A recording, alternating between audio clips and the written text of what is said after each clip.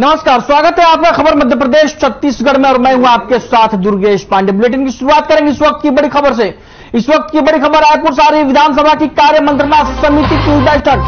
विधानसभा अध्यक्ष डॉक्टर चरणदास महंत ने की अध्यक्षता। विधानसभा के समिति कक्ष में हुई बैठक में मुख्यमंत्री भूपेश बघेल रहे मौजूद। नेता प्रतिपक्ष नारायण चंदेल बैठक में हुए शामिल। संसदीय कार्य मंत्री रविंद्र चौबे भी बैठक में रहे मौजूद। विधानसभा उपाध्यक्ष संतराम नेताम भी रहे उपस्थित। रायपुर से इस वक्त की बड़ी और अहम खबर हम आप तक पहुंचा रहे हैं। विधानसभा की कार्य मंत्रणा समिति की हुई बैठक।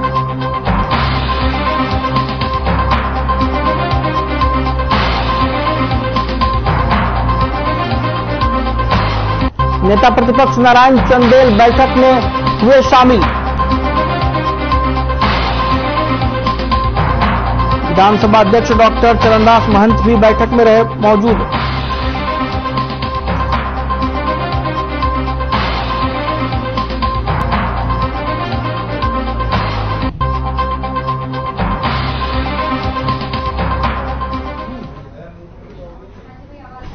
विधानसभा अध्यक्ष डॉक्टर चरणदास महंत की अध्यक्षता में विधानसभा के समिति कक्ष में कार्य मंत्रणा समिति की बैठक आयोजित की गई। बैठक में मुख्यमंत्री भूपेश बघेल, नेता प्रतिपक्ष नारायण चंदेल, संसदीय कार्य मंत्री रविंद्र चौबे, विधानसभा के उपाध्यक्ष संतराम नेताम समेत समिति के सदस्य उपस्थित रहे।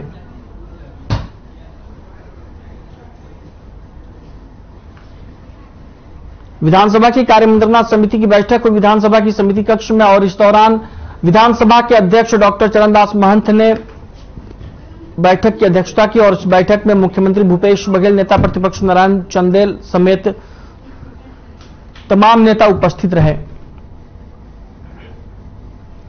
आपको बता दें कि विधानसभा की कार्य मंत्रणा समिति की बैठक हुई और इस दौरान संसदीय कार्य मंत्री रविंद्र चौबे भी मौजूद रहे और विधानसभा के उपाध्यक्ष संतराम नेताम भी इस बैठक में शामिल हुए।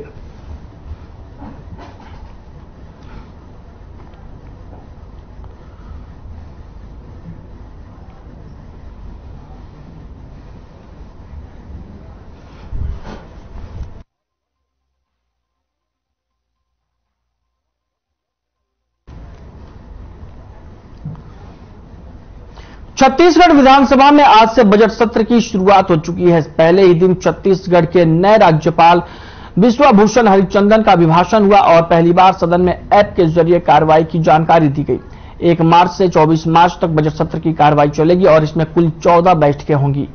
साथ ही 6 मार्च को बजट पेश किया जाएगा। प्रदेश में इस बार विधानसभा में ऑनलाइन बजट पेश किया जाएगा। अब तक 1730 प्रश्न आ चुके हैं और 13 से 22 मार्च तक इन पर चर्चा होगी।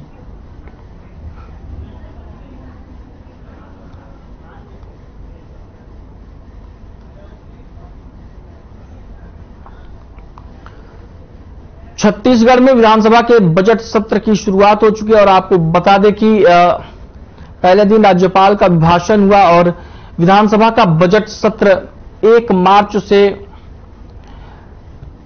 शुरू हो गया है और इसमें अब 14 बैठकें होंगी और 24 मार्च तक विधानसभा की बजट सत्र की कार्रवाई चलेगी। विधानसभा के बजट सत्र की कार्रवाई 24 मार्च तक होगी और पहले दिन राज्यपाल का अभिभाषण हुआ और आपको बता दें कि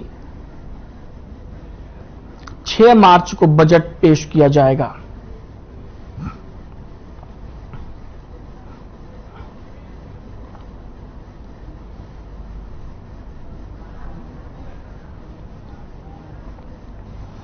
वहीं 1 मार्च से विधानसभा सत्र की शुरुआत हो गई है। इस सत्र में 14 बैठकें होंगी। राज्यपाल के अभिभाषण से सत्र की शुरुआत हुई। 6 तारीख को बजट पेश होगा और यह सत्र 24 मार्च तक होगा। हमारे ब्यूरो चीफ चित्रा पटेल ने छत्तीसगढ़ विधानसभा अध्यक्ष डॉक्टर चरणदास महंत से इसको लेकर खास बातचीत की है।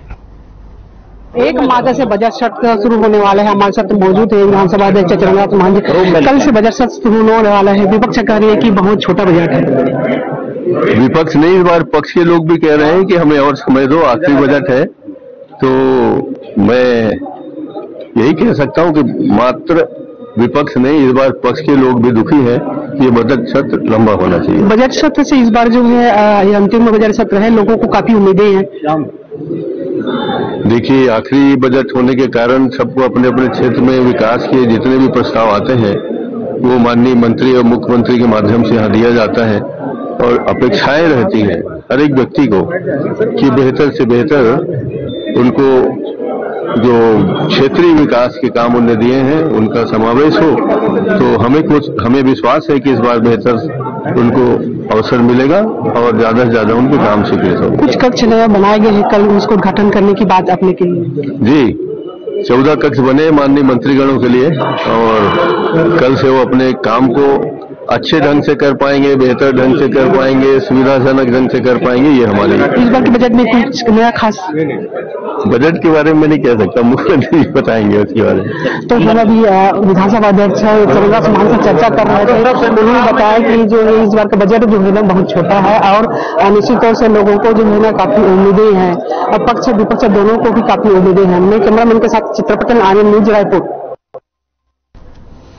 तो अभी आपने देखा कि किस तरीके से विधानसभा के अध्यक्ष डॉक्टर चरणदास महंत ने हमारी ब्यूरो चीफ चित्रा पटेल से बातचीत की। उन्होंने कहा कि बजट सत्र छोटा है और इसको लेकर इस पर आपत्ति विपक्ष को ही नहीं है और इस पर आपत्ति सत्ता पक्ष को भी है। और आपको बता दें कि इस पर कृषि मंत्री और सरकार के प्रवक्ता रविंद्र चौबे ने भी कहा कि मध्य प्रदेश छत्तीसगढ़ से 3 गुना बड़ा है और वहां की 13 दिन का बजट सत्र रखा गया है और 30 मार्च से पहले बजट पेश होना है और मैं विपक्ष से उम्मीद करता हूं कि सार्थक चर्चा होगी तो 13 दिन का बजट सत्र पर्याप्त होगा।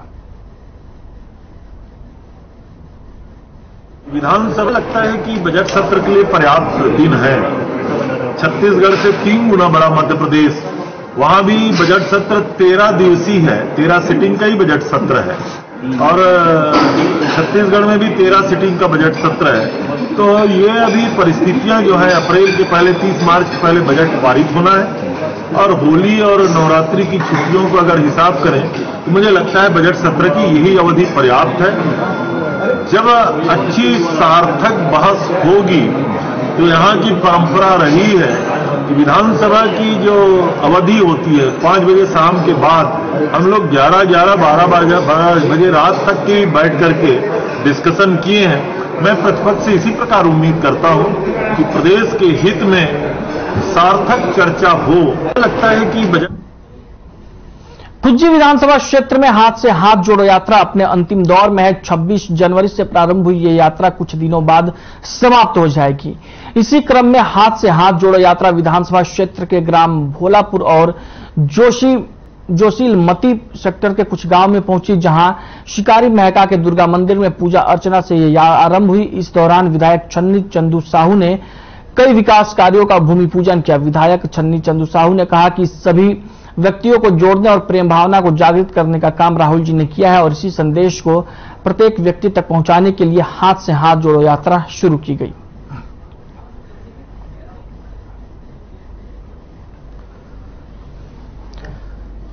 कांग्रेस पार्टी की हाथ से हाथ जोड़ो यात्रा अब अपने अंतिम दौर में है और आपको बता दें कि विधायक छन्नी चंदू साहू ने इस यात्रा को अपने विधानसभा क्षेत्र में वो संपन्न करने के करीब हैं और इस दौरान उन्होंने कहा कि राहुल गांधी ने सभी लोगों में प्रेम, मोहब्बत और आपसी भाईचारे का संदेश दिया है और राहुल गांधी के संदेश को आम जन तक और अंतिम व्यक्ति तक पहुंचाने के लिए हाथ से हाथ जोड़ो यात्रा शुरू की गई थी।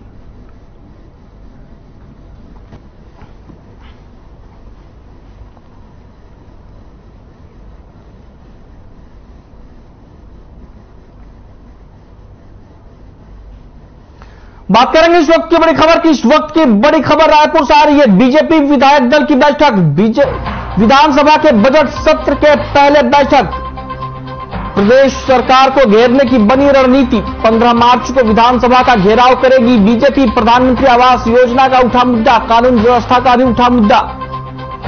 रायपुर से इस वक्त की बड़ी और अहम खबर हम आप तक पहुंचा रहे हैं। बीजेपी विधायक दल की बैठक, विधानसभा के बजट सत्र से पहले बैठक, प्रदेश सरकार को घेरने की बनी रणनीति। 15 मार्च को विधानसभा का घेराव करेगी बीजेपी। प्रधानमंत्री आवास योजना का उठा मुद्दा। बीजेपी विधायक दल की बैठक हुई है रायपुर में और इस दौरान विधानसभा के बजट सत्र से पहले यह बैठक हुई और प्रदेश सरकार को घेरने की रणनीति इस बैठक में बनाई गई।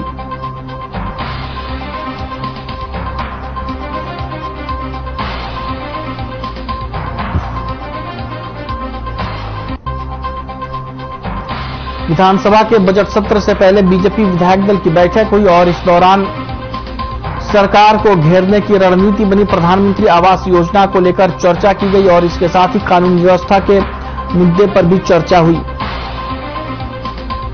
15 मार्च को बीजेपी विधानसभा का घेराव करेगी और आपको बता दें कि बैठक में प्रदेश सरकार को घेरने की रणनीति बीजेपी की तरफ से बनाई गई।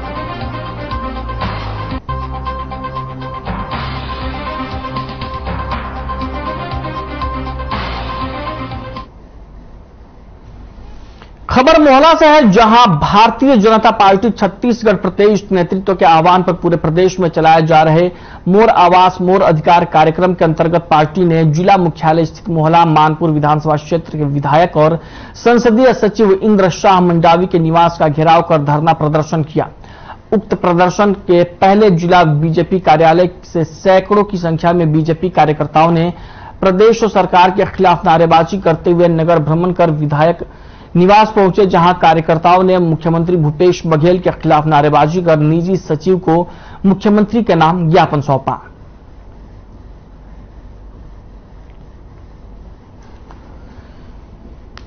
मोहला में बीजेपी कार्यकर्ताओं ने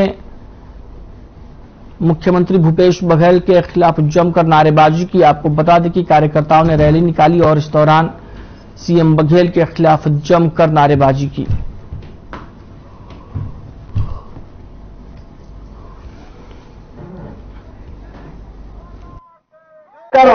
विधायक निवास में घेरेखानी आवास के लिए कल 15 मार्च को यही महीने में 15 मार्च को हमारे बात नहीं माने जाए। 15 मार्च को हम सब पूरा विधानसभा घेरे पर मुख्यमंत्री आवास घेरे पर जाओ साथियों। और उतरों में तब काम नहीं जमी तो सब कोई तैयार रहो। जब तक जल आवास नहीं मिले तो मन तैयार रहो। हमारे आंगनबाड़ी वाले मन तो हो, सुने बहुत तो मन तैयार रहो। और मैं सुने अभी कि हजारों तादाद में ये आंगनबाड़ी क्या करता गलत बहनी नंबर के और बहनी मन से वादा। परीक्षा में कोरोना गाइडलाइन का हो रहा पालन।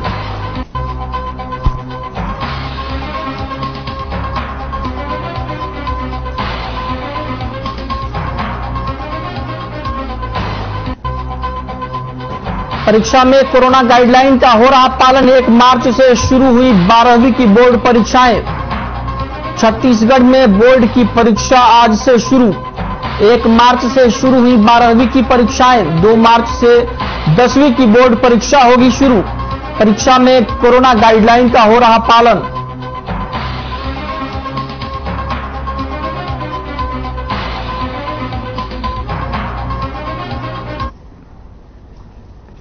वहीं प्रदेश समेत इंदौर में महिलाओं पर बढ़ते अपराध के खिलाफ संभागायुक्त कार्यालय का घेराव किया गया। आपको बता दें कि महिला कांग्रेस ने संभाग आयुक्त कार्यालय का घेराव किया। नाइट कल्चर से बढ़ते अपराध और महिला प्राचार्य की हत्या के खिलाफ संभाग आयुक्त को ज्ञापन सौंपा।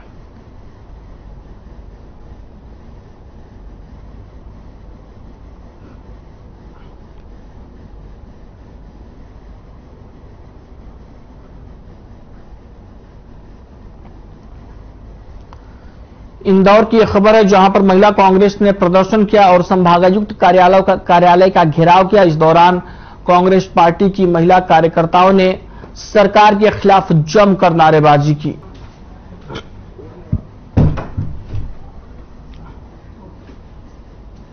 बात करेंगे इस वक्त की बड़ी खबर की। इस वक्त की बड़ी खबर रायपुर से आ रही है। वाणिज्यिक वृक्षारोपण को बढ़ावा देने की विशेष पहल। शीघ्र लागू होगी मुख्यमंत्री वृक्ष संपदा योजना। 5 सालों में 15 करोड़ वृक्षारोपण का लक्ष्य। 1,80,000 एकड़ में होगा वृक्षारोपण। सभी वर्ग के इच्छुक भूमि स्वामी होंगे पात्र। अब तक 16,000 से अधिक हितग्राही पंजीकृत। लगभग 30,000 एकड़ निजी भूमि पंजीकृत। प्रति एकड़ 15 से 50,000 रुपए तक की आय। वन विभाग की तैयारियां जोरों पर। सभी वर्ग के इच्छुक भूमि स्वामी होंगे पात्र। अब तक 16 लाख से अधिक हितग्राही पंजीकृत, लगभग 30,000 एकड़ निजी भूमि पंजीकृत, प्रति एकड़ 15 से 50,000 रुपए की आय।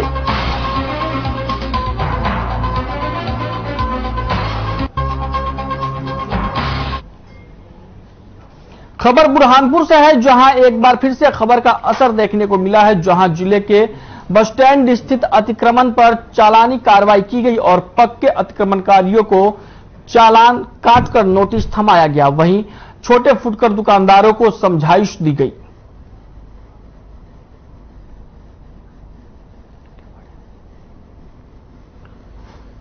बुरहानपुर में अतिक्रमणकारियों पर प्रशासन ने कार्रवाई की और आपको बता दें कि अतिक्रमणकारियों पर का चालान किया गया है। वहीं पर जो छोटे दुकानदार थे उन्हें समझाकर प्रशासन ने छोड़ दिया और जो भी बड़े अतिक्रमणकारी थे उन पर प्रशासन ने चालान की कार्रवाई की है।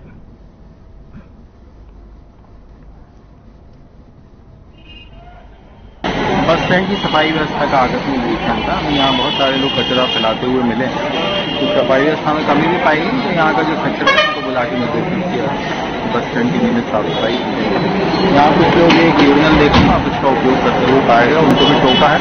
यहाँ पर सुलभ कॉम्प्लेक्स बना हुआ है जिसमें यूरिनल का निःशुल्क उपयोग किया जा सकता है।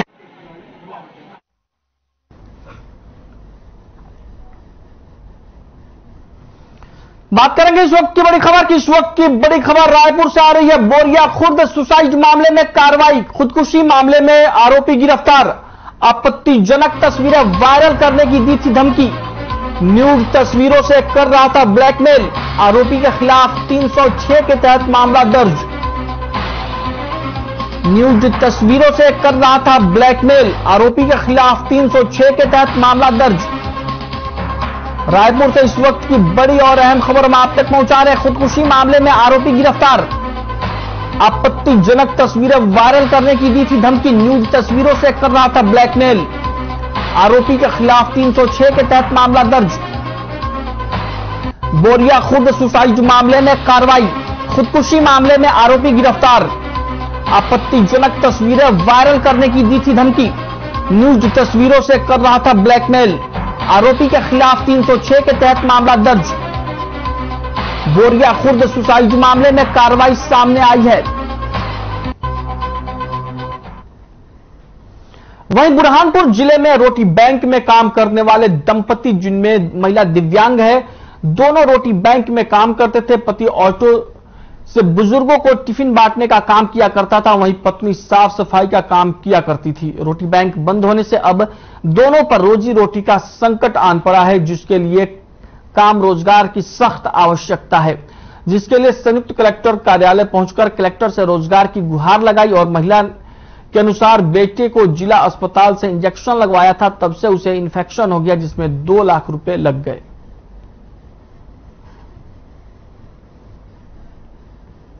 हम रोटी बैंक से आए, वृद्धाश्रम से।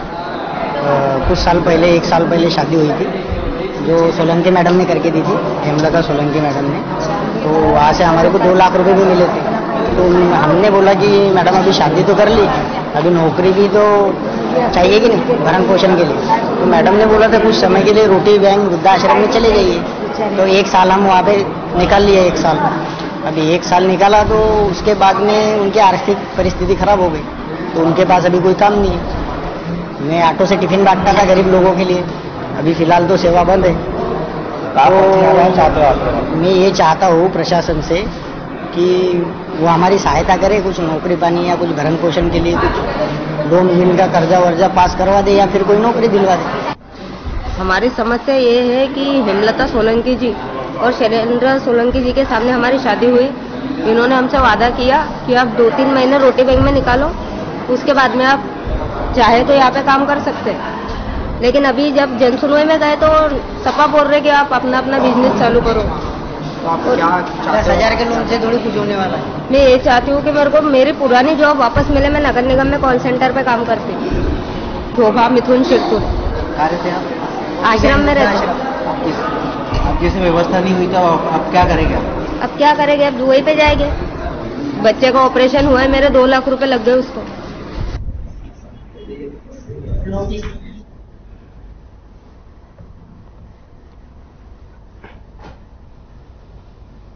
वहीं भारत और ऑस्ट्रेलिया के बीच खेले जाने वाले तीसरे टेस्ट मैच के लिए इंदौर के होलकर स्टेडियम के बाहर दर्शकों का भारी उत्साह देखने को मिला। जहां भारतीय खिलाड़ियों के फैंस इंदौर पहुंचे थे, वहीं ऑस्ट्रेलिया के कई दर्शक भी इंदौर के होलकर स्टेडियम पहुंचे। दर्शकों का उत्साह देखते ही बन रहा था। कई अलग अलग संदेश देते हुए भी यह व्यक्ति दिखाई दिए। कोई अपने फैंस को देखने आया था तो कोई इस मैच को चेकअप करने आया था। आपको बता दें कि 20 से यह मुकाबला भारत जीत चुकी है। इसी को लेकर यह उत्साह दर्शकों में देखने को मिल रहा था। इंडिया को हर तरह से हम लोग शेयर करते हैं। इंदौर में सारे मैच जितने भी होते हैं हम लोग देखते हैं। और टेस्ट मैच एक ऐसा है कि आजकल यूथ बहुत ज्यादा T20 और ODI की तरफ जा रहा है, तो हम लोग टेस्ट मैच के लिए ज्यादा से ज्यादा नंबर्स में आए ताकि टेस्ट मैच जो बेस्ट फॉर्म ऑफ क्रिकेट है वो जिंदा रहे हमेशा लोगों के दिलों में। और test catch is the best cricket. Group बना रखा आपने? नहीं, ऐसा ग्रुप नहीं है, बट हम लोग फ्रेंड्स हैं सारे, जो कि सब लोग मतलब टिकट्स बुक कर देते हैं और उसके बाद फिर हम लोग साथ में मतलब आते हैं मैच देखने के लिए। ऐसा कोई स्पेसिफिक ग्रुप नहीं है, बट हाँ इंदौर है तो यहाँ पे सब लोग बहुत एंथुसियास्टिक क्रिकेट को लेकर, और कोई भी मैच यहाँ पे कुछ होता है। कई रिकॉर्ड बनने वाले हैं यहाँ पर। हाँ, कई रिकॉर्ड यहाँ पर मतलब बनते हैं, टूटते हैं। सचिन तेंदुलकर सर ने भी 10,000 रन यहाँ पूरे किए थे। वीरेंद्र सहवाग सर का 200 यहाँ पे लगा था। लास्ट टेस्ट में जब कोहली खेले थे 2016 में न्यूजीलैंड के खिलाफ, तब भी मैंने उनकी डबल सेंचुरी यहाँ पे देखी थी। भाई सभी सुनने वालों को पहले तो धन्यवाद दूंगा। इंदौर वालों खासतौर से कि इंदौर नंबर 1 आ रहा है स्वच्छता में, फिर नंबर 1 आएगा। और जो है स्वच्छता का संदेश भी दे रहा हूँ और इंडिया जीतेगी, मुझे पूरा भरोसा है। आपका नाम क्या और कहाँ के रहने वाले हैं? मैं वैसे प्रॉपर तो इंदौर का हूँ, लेकिन भोपाल जाने को मेरे को 40 साल हो गए। अच्छा, तो भोपाल सफाई का संदेश देते हैं आप? स्वच्छता का मैं कचरा उठाता हूँ, कचरा उठा के लोगों को समझाता हूँ कि भाई कचरा ना फेंके। जो एक अगर आप 10 दिन में डालते हैं तो कचरा उठाने के लिए 10 आदमी लगते हैं, वो एक आदमी उस काम को कर सकता है। लाइफ में मैं फर्स्ट टाइम मैच देखने आ रही हूँ। मैं बहुत बड़ी क्रिकेट फैन हूँ, बट अभी तक कभी मैच नहीं देखने आई थी। ये मौका ही नहीं मिल पाया था, तो ये फर्स्ट टाइम हम लोग जा रहे हैं। कहाँ से आया? मैं छत्तीसगढ़ से हूँ। छत्तीसगढ़ जी। किस तरह चेयरअप करेंगे इंदौर के पीछे बारे में आपने सुना होगा कि वो लकी रही है हमेशा इंडिया के लिए? हाँ, ये तो बात सही है। ये तो सुना हुआ है कि इंदौर हमेशा से लकी रही है और इस बार भी होपफुली लकी रहेगी। मेरे विराट कोहली देखना है। नहीं, मतलब सबको देखना। अभी रिसेंट फेवरेट मेरे सूर्य कुमार जी चल रहे हैं। बिल्कुल टीम इंडिया बहुत अच्छा करते आ रही है। टेस्ट में अभी 2 मैच हम लोग जीत चुके हैं और यहाँ पे इंदौर में पहुंचे हैं, क्योंकि ये मैच धर्मशाला में होने वाला था, लेकिन लकीली यहाँ पे वो मैच शिफ्ट होके इंदौर में आ गया। और इंदौर में आने का मतलब है टीम इंडिया यहाँ पे जीतेगा और वर्ल्ड टेस्ट चैंपियनशिप में क्वालिफाई करेगा।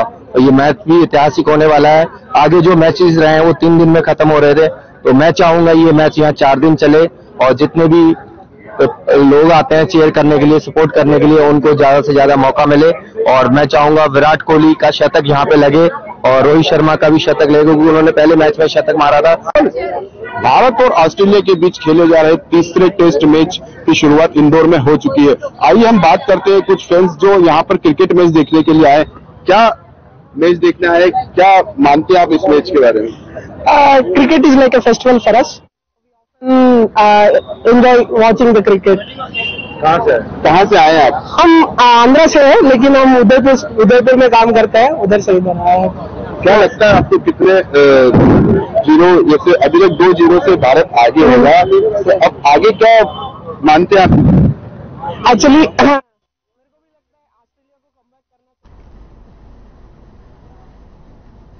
बुलेटिन में फिलहाल के लिए इतना ही। मुझे दीजिए इजाजत। नमस्कार। क्या नाम?